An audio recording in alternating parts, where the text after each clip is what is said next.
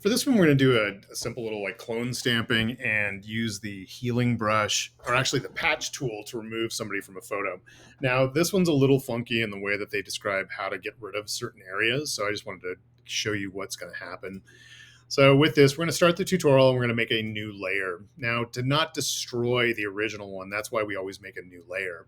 Now, this is the first part. It wants you to start pointing to things that aren't actually there. So we're going to come in here and I'm going to find the patch tool. So the patch tool is right there. So once you've done that, we're going to change this part right up here because it's pointing to the wrong thing. We're going to change this to the content aware fill.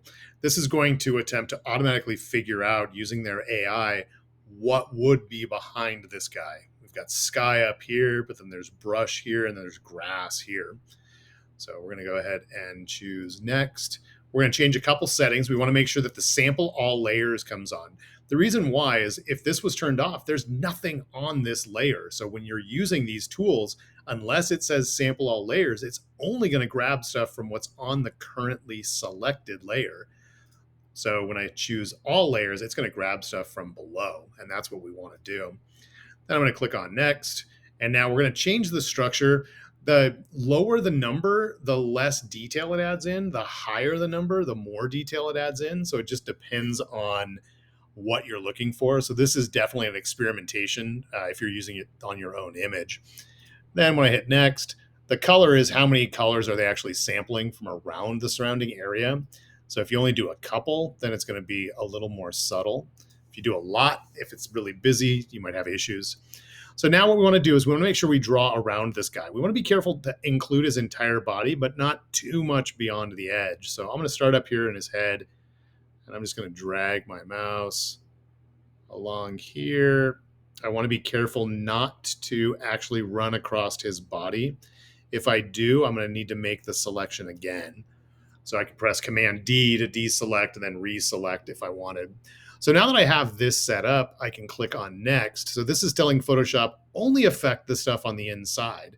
But now their AI is really nice. So it's going to actually try to figure out, based on where your patch is, if you hold your mouse button down and drag over, it looks really janky right now. But watch what happens when I move this over. I don't want to go too far because see, his arm is missing. So I get to about there. Now when I let go, it takes a minute and it is kind of duplicating what was already over here, but is attempting to blend things in along the edges of where that patch tool was selected. So now we need to turn the selection off by going to select and deselect layer, not deselect layer, but deselect. And I'm going to click on next. And you can see that did a pretty good job. If I zoom in on it, I press Command plus a couple times, and now I'm using my space bar to turn it into the move tool. I can drag this over, and it did a pretty good job. If I turn off the background layer, you can see that's where the guy used to be, and that's where this is now. Now, there's some areas that could be adjusted and stuff, and that's why they're having you use the clone stamp.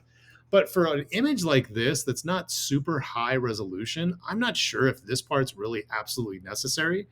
But we're going to change the size of the brush to 75, and we're going to drop the hardness to about 50, so it's not perfectly sharp on the edge, but it's also not like a spray can perfectly smooth. But I kind of see some areas that are a little bit blurred. But what we're going to do is click on next. Oops, let me hit previous. I just bypassed that. I forgot what the numbers were. I want to make sure I get this stuff set up for you. So I'm going to click away, click back on it. I already set those, so now I can hit next. And then this section right here, it's wanting you to change the opacity. I already did this one, so that's why the numbers were already there, but you'll slide that down. So it's going to be partially see-through.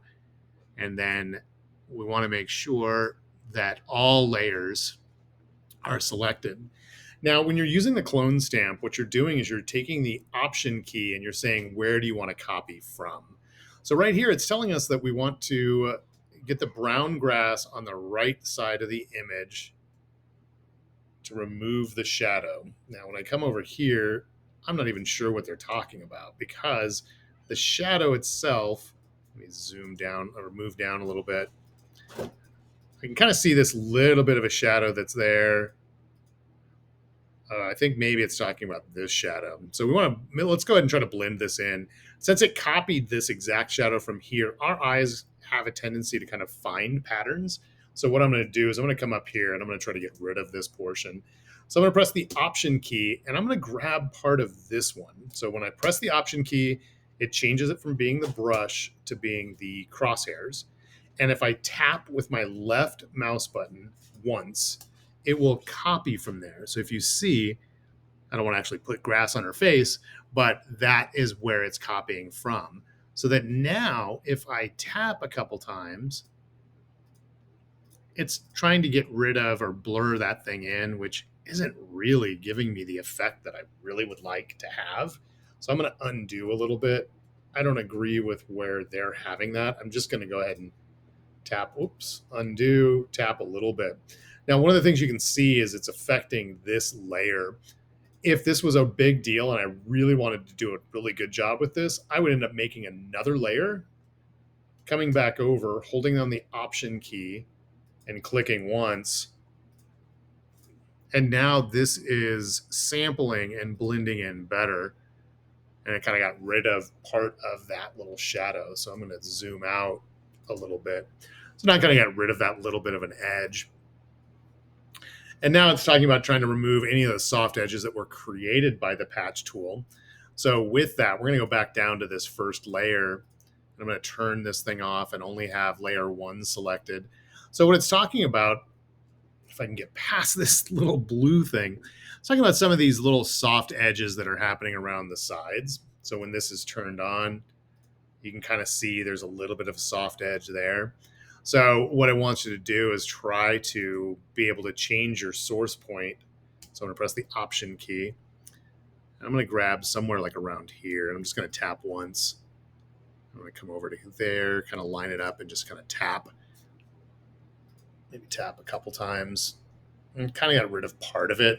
It's not great. I'm not really enamored with their technique on getting rid of those edges, but that helped to get rid of some of that. Some of the other things that could be done is kind of cleaning up this empty space by holding on the Option key, clicking, and trying to add that in there. But I think what that's doing is it's actually drawing a lot more attention to it than's necessary. Once you pull that back, it's not really as noticeable. You could even try cropping if you really wanted to, eliminate the attention that's drawn to that, but I don't think that's really necessary.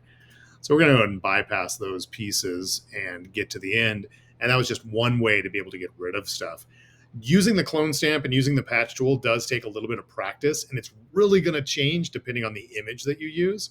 But I just wanted to introduce you to the basics of it.